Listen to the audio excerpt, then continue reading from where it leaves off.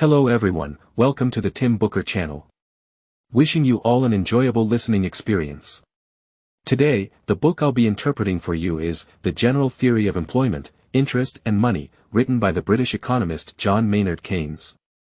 Keynes, often referred to as the father of post-war prosperity, served as an advisor to the UK Treasury and as a director of the Bank of Scotland. He also held the position of the first president of the World Bank, exerting a profound influence on economic policies worldwide. Keynes's primary theories are contained within the book we're discussing today, The General Theory of Employment, Interest and Money. For the sake of convenience, we'll refer to Keynes's book as General Theory. Let's begin by addressing a small question: why is this book titled General Theory?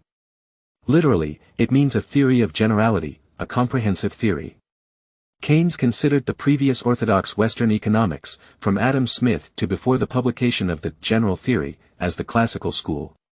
He believed that the theories of the classical school were only valid under specific conditions, and his own economics revealed more general and comprehensive principles.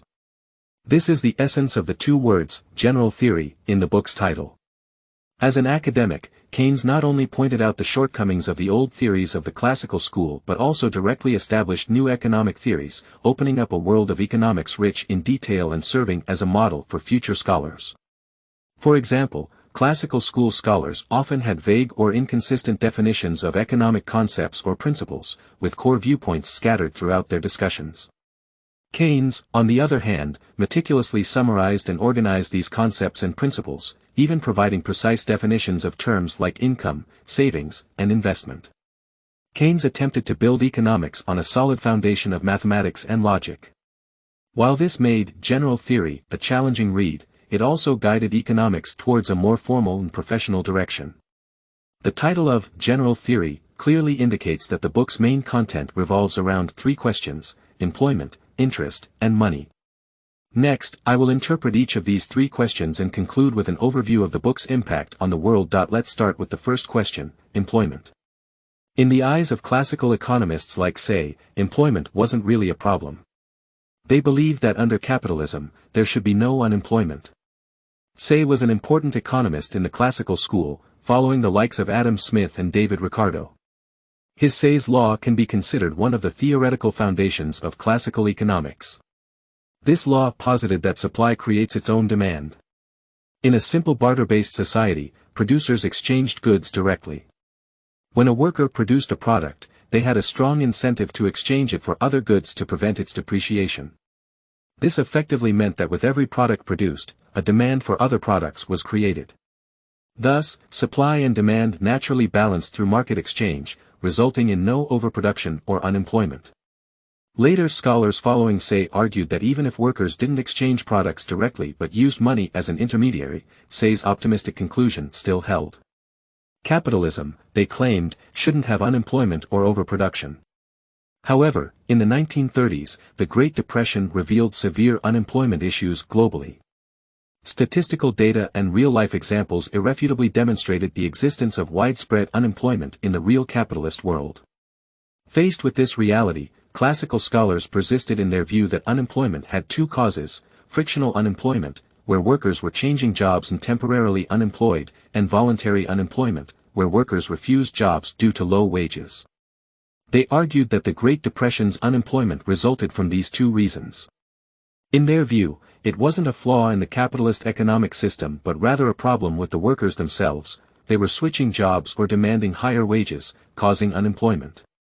So, what was the solution? Classical economists advised against protest and recommended that workers accept lower wages and continue working diligently. This perspective seemed overly biased towards capitalists. Keynes, in his book The General Theory, pointed out that the classical school's views on employment were not only mistaken but also absurd in the face of the economic world's reality. To address real-world problems, Keynes introduced his new theory. Keynes argued that the idyllic state described by classical economists, where workers could find satisfactory employment as long as they changed jobs or accepted lower wages, was a special case called full employment. Full employment meant that anyone capable and willing to work could find a decent job, and work was efficient, not a situation where two people shared one job. In a society with full employment, classical economists' theories held true: only frictional and voluntary unemployment existed. However, society generally didn't operate under full employment conditions. So when was it in a state of full employment? Simply put, it occurred when total demand in society equaled total supply. Keynes' viewpoint contradicted classical economics, which assumed that supply naturally created an equal amount of demand. According to Keynes, demand wouldn't automatically equal supply, what mattered was effective demand. For all products to be sold, producers needed sufficient labor income and purchasing power. If workers didn't earn enough and couldn't afford to buy, products would remain unsold, leading to overproduction. In the 1930s, the key issue was insufficient effective demand. What did that mean? According to Keynes' definition, effective demand comprised both consumption and investment demand. Insufficient effective demand resulted from various psychological factors, such as capitalists being unwilling to invest and consumers being unwilling to spend due to fears of loss, desire to save for uncertain times, or speculative tendencies. Keynes' theory seemed somewhat similar to Marx's analysis, which highlighted the problem of capitalists only considering their investments and profits without regard for workers' consumption capacity, leading to insufficient demand and economic crises. However, Keynes didn't consider himself a Marxist. He believed his theory was a development of Western traditional economic thought, albeit one that considered the classical school as a special case within his framework. Based on the theory presented in The General Theory, Keynes analyzed the causes of the economic crisis of the 1930s and proposed solutions. To overcome economic crises and eliminate unemployment, Keynes suggested increasing national income to boost effective demand and achieve full employment in society. Compared to solutions that required workers to accept wage cuts, Keynes' proposal was more proactive and progressive, marking a significant theoretical breakthrough. The General Theory shattered the myth of automatic full employment in capitalism and elucidated the principles behind economic crises. Moreover, Keynes recognized another major flaw in capitalist society, wealth and income inequality, including the existence of powerful elites. This observation paralleled Marx's analysis, but Keynes sought solutions within the capitalist system itself. Keynes proposed two methods: first, increasing the quantity of capital to eliminate scarcity, making it impossible for the elites to solely reap profits, and second, encouraging enlightened elites to contribute their expertise and talents to society for moderate and reasonable compensation, rather than seeking excessive returns through capital. In summary of the first part of The General Theory, Keynes argued that the classical school's assumption of only frictional and voluntary unemployment in certain situations was a special case. In the real world, society often experienced overproduction and unemployment. To solve these problems, Keynes advocated increasing national income to empower workers to purchase societal products, reducing overproduction and unemployment. Additionally, he recognized the existence of a capital-based elite and proposed ways to gradually eliminate this class through a prolonged transitional period. Next, we delve into the second part of The General Theory, which is about interest. We know that a society doesn't spend all its income, it saves a portion of it. For example, people might allocate 70% of their income for consumption and save 30%. The portion of income used for consumption naturally converts into societal demand. But what about the portion saved? Classical economists believed that it would also translate entirely into demand. Let's illustrate this with a simple model: people deposit their income in institutions like banks and earn interest. The higher the interest rate, the more willing people are to save. Conversely, lower interest rates reduce the incentive to save. On the other hand, the savings of people are used by banks and institutions to provide loans. When interest rates are low, investors are more willing to borrow, and when interest rates are high, their willingness to borrow decreases. The classical school argued that as long as there's an appropriate interest rate, savings and investment would be equal. All savings would be lent out as loans, converting into investments made by investors, which, in turn, would transform into demand for societal products.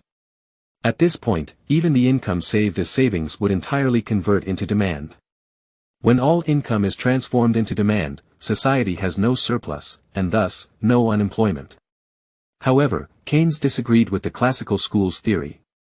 He believed their model was too simplistic. In actual investment behavior, besides interest rates, there's another factor at play: the marginal efficiency of capital. In simple terms, whether capital is willing to be invested doesn't just depend on interest rates but also on whether the investment will yield profits and how much profit it can generate. Clearly, Keynes' perspective makes more sense.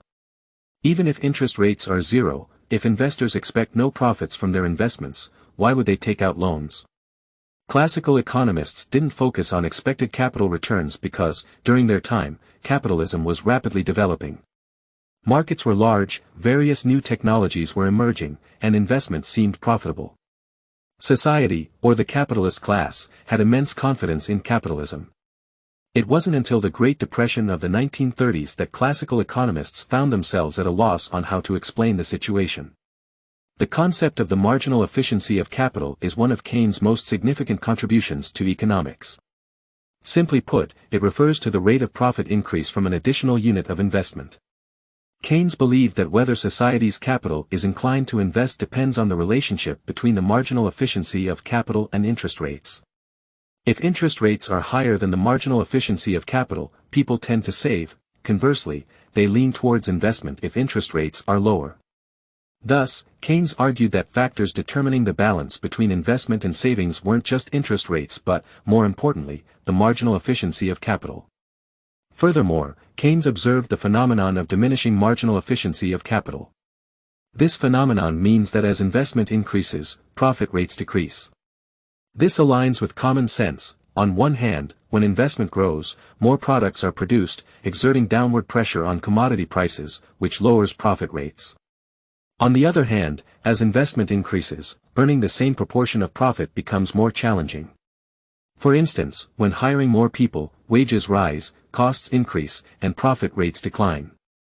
These experiences match the concept of diminishing efficiency. When income is low, a raise of $100 makes people happy, but when income is high, a $100 raise goes unnoticed. Because of diminishing marginal efficiency of capital, as investment increases, earning money becomes harder, leading to the problem of insufficient investment in society. Keynes believed in inducing investments in capital. He wasn't a revolutionary against the capitalist system, he supported it. However, he found that the capitalist system wasn't as flawless as classical scholars believed. Due to psychological factors such as fear of losses and lack of confidence in the future, people reduced their investments, leading to issues like insufficient investment, insufficient consumption, overproduction, unemployment, economic crises, and more. The solution was to boost people's confidence through various measures, such as encouraging capital investments. This aligns with the direction of the New Deal policies of the same era, championed by figures like Franklin D. Roosevelt. Next, we will interpret the third essential content of this book, which is money. In the classical economic model of interest, money is merely a measuring tool, and the quantity of money is irrelevant. In other words, classical economists believed that the interest rate is only related to people's willingness to save and invest.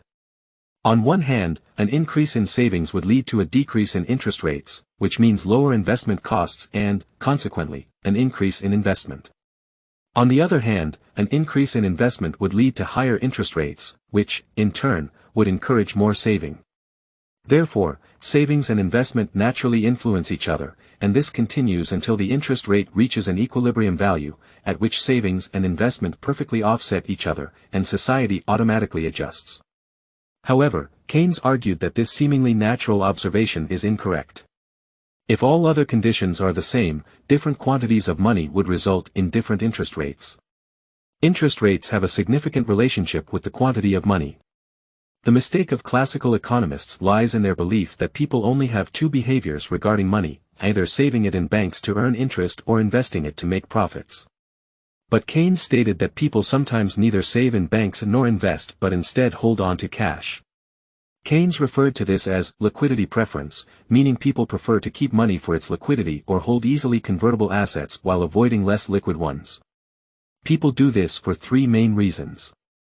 Firstly, there's the transaction motive.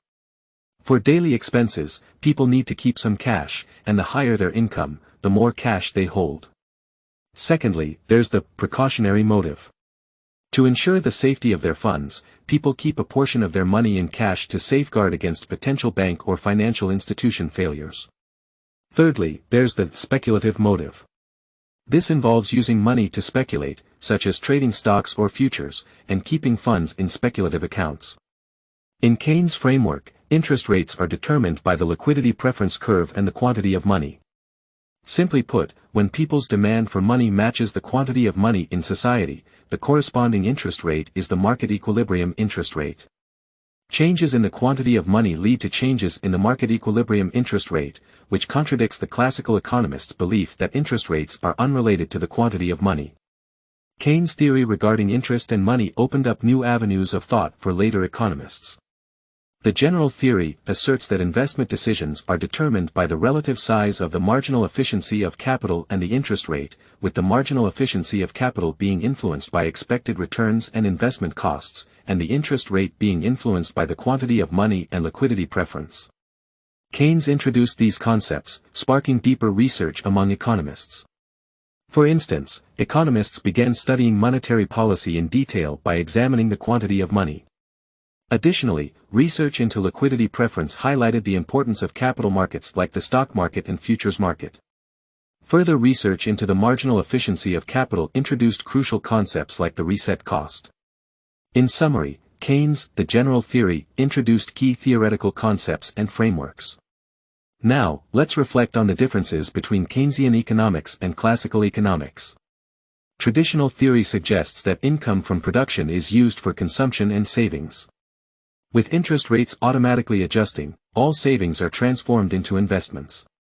Consequently, all income from production is converted into consumption and investment, creating equivalent demand and eliminating overproduction and unemployment.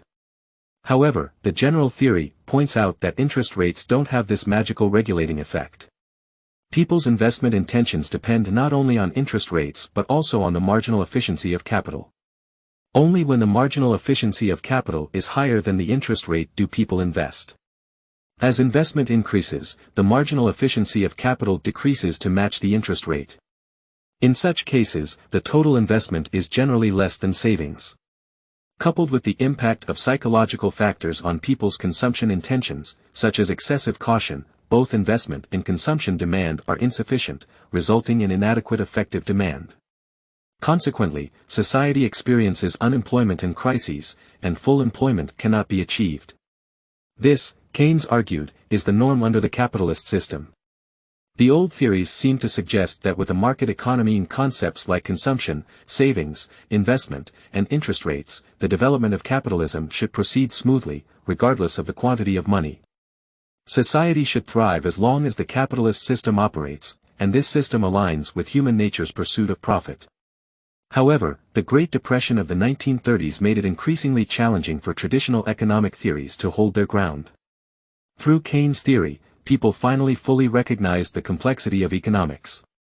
While not all of Keynes' theories in the general theory may be correct, the exploration of new ideas and concepts in the book has led to the continued prosperity of economics, a journey that continues to this day. Next, I will introduce the impact of the general theory on the world. Firstly, the general theory made people realize that fluctuations in the marginal efficiency of capital are the root cause of economic cycles. Economic cycles are incredibly complex, and prior to this, classical economists had various theories about the causes of economic cycles. For instance, Jean-Baptiste Say believed it was due to fluctuations in agricultural output caused by climate changes. Keynes, on the other hand, explicitly stated that the core characteristic of economic cycles is the fluctuation in the marginal efficiency of capital. According to some classical economists, during a boom period, there's an issue of excessive investment that needs to be cooled down with high interest rates. In contrast, during a depression when there's insufficient employment, the problem is seen as inadequate consumption, resulting from low consumption tendencies due to wealth distribution. Keynes had a different perspective. He believed that even during a boom period, investment is still necessary, and it shouldn't be considered excessive. Instead of ending prosperity with high interest rates, low interest rates should be used to extend it as much as possible. This is because society still requires investment for full employment, and low interest rates can encourage normal investment, preventing disillusionment and a turn towards depression. In times of depression, the focus shouldn't be solely on stimulating consumption but also on addressing the decline in the marginal efficiency of capital. During a depression, the decrease in the marginal efficiency of capital triggers a chain reaction, such as stock market crashes, eroding people's confidence and affecting consumption. Therefore, governments and society should take measures to boost the marginal efficiency of capital. Secondly, the general theory provided effective economic policy advice. The most crucial point: what to do when markets fail. Turn to the government. The Great Depression of 1929 swept across the entire Western capitalist world, and its severity nearly pushed the capitalist system to the brink of collapse. In that context, the general theory was even considered the savior of capitalism. Countries around the world adopted the policies recommended in the book. Some terms from the book, such as effective demand, full employment, and liquidity preference, became common phrases in economic policy documents. According to Keynes' theory, government intervention in the economy is inevitable. The general theory suggests that due to diminishing marginal efficiency of capital, there will often be a situation of underinvestment, which the market cannot spontaneously correct, and it cannot be fixed by increasing the money supply either. The latter case is what the general theory refers to as the liquidity trap. When in a liquidity trap, interest rates are so low that even injecting more money into the economy doesn't promote investment. Social investment doesn't naturally increase, and the economic crisis worsens. In such circumstances, the general theory proposed that governments should actively invest to break the economic stagnation, known as Keynesianism. Since society has no other options, and investment is insufficient, not matching savings, resulting in widespread unemployment, governments should directly invest to ensure that total investment equals savings, leading to full employment in society. This approach has real-world significance and has been the focus of economic theory for many years. Thirdly, the general theory pointed out that achieving international trade balance requires coordinated action by governments. Early mercantilism believed that for a country, a trade surplus was good, while a trade deficit was a serious danger signal. Therefore, they advocated strong state intervention in international trade. Later, the theory of free trade argued that there's no need to fear trade deficits, as trade mechanisms would self-adjust, and proactive state intervention was not only unnecessary but also detrimental to the benefits of international specialization.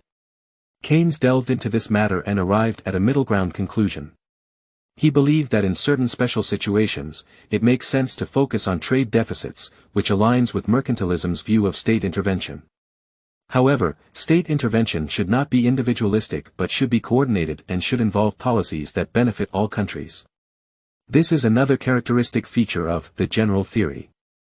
Mercantilism, or free trade theory, represents special cases, whereas Keynes' theory can handle more general situations. Keynes' theory on international trade contributed to the establishment of important international organizations like the International Monetary Fund and the World Bank. The General Theory is a rich book with a clear theme, to clarify the logical connections between employment, interest, and money by analyzing and refuting classical employment theories. In Keynes' newly established economic world, capitalism is no longer a system that can run itself perfectly. Instead, it experiences problems such as unemployment, insufficient effective demand, inadequate investment, and unfair distribution, leading to economic crises. Keynes identified various ways to address these issues from within the system, catalyzing revolutionary progress in Western economics. The general theory serves as the starting point for contemporary macroeconomics. Keynes' theories continue to be refined and widely applied by countries worldwide, demonstrating remarkable longevity. Understanding the ideas presented in the general theory can deepen our understanding of economic phenomena, economic cycles, and government policy actions, all of which can significantly impact our lives. Congratulations on completing another book. Thank you for your support and attention. Please subscribe to the Tim Booker channel, like, and share this valuable knowledge with your friends. Let's combine wisdom with practice to achieve our financial goals and create a better future. Thank you, and goodbye.